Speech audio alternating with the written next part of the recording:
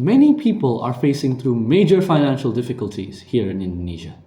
And some of you may wonder, what is the government going to do about this?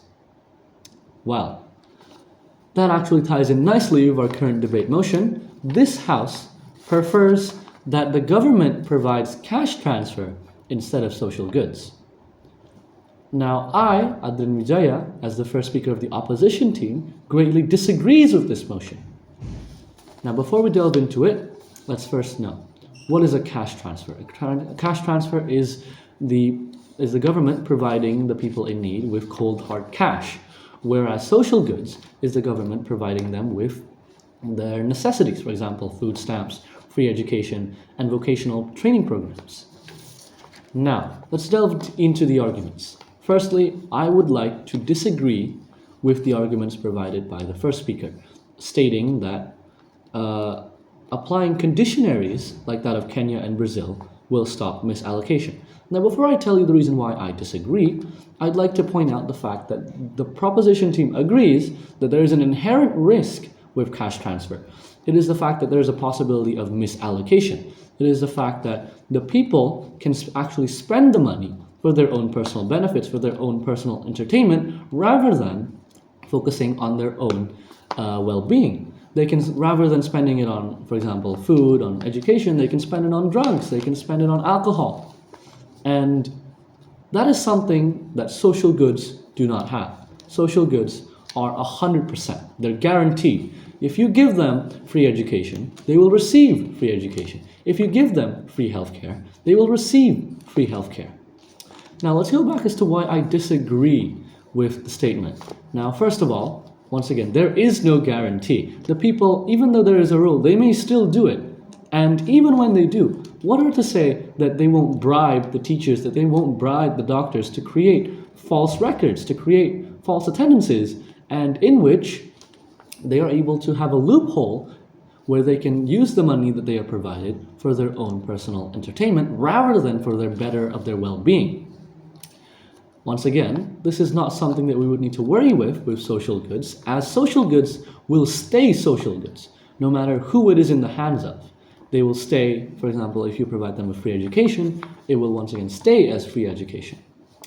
Now, the proposition team has stated that the way to recover is through the use of security and autonomy.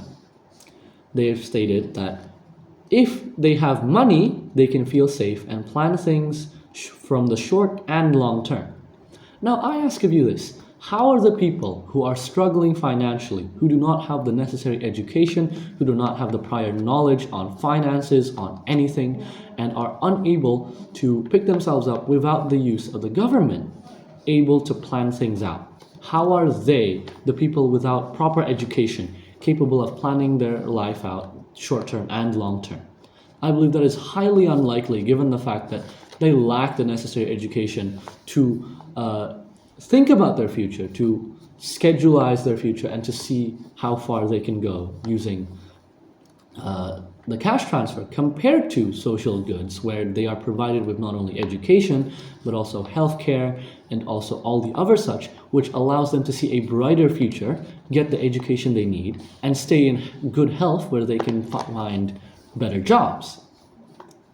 Now, one of the arguments that have also been stated is the fact that they can spend the money that has been transferred on healthier goods. Now, without going over the fact that there is no guarantee on whether they will spend it on healthy goods or not, how will the people who live in desolate and less reachable areas buy healthy goods? How will they do it? There's no market for it, unlike the statement provided by the first speaker, and they will simply not be able to obtain it.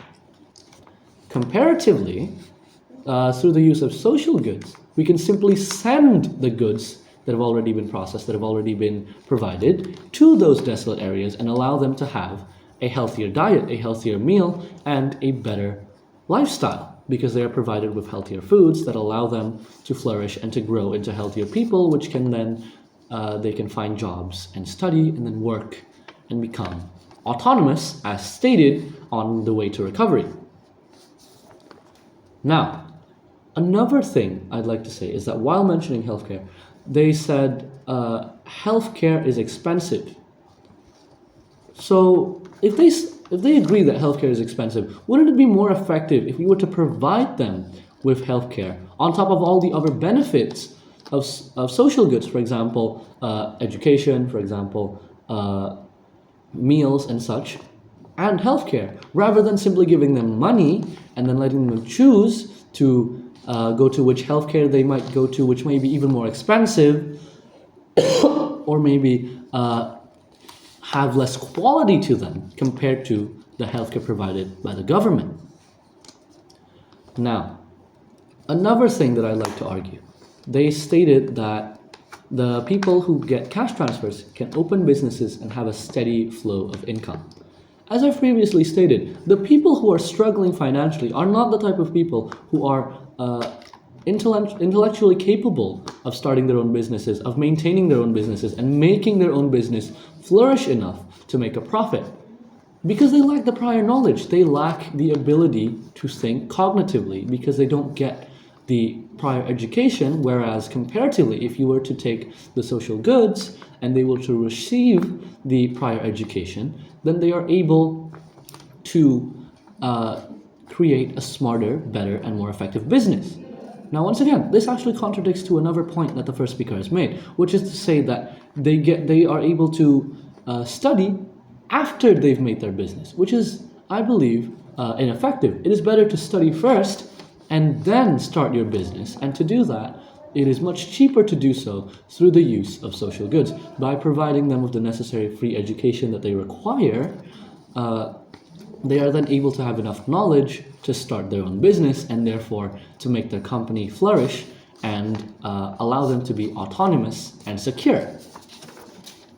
Now, but the proposition team has stated that free education is ineffective because they say that the people will need to help their parents and won't be able to focus on school as much.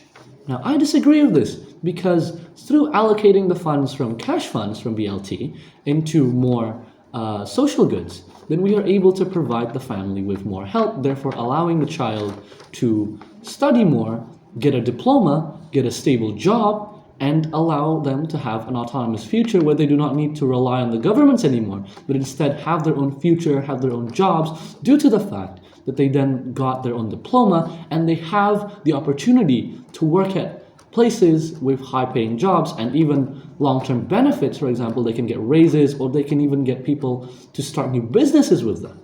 And with that, I am incredibly proud to propose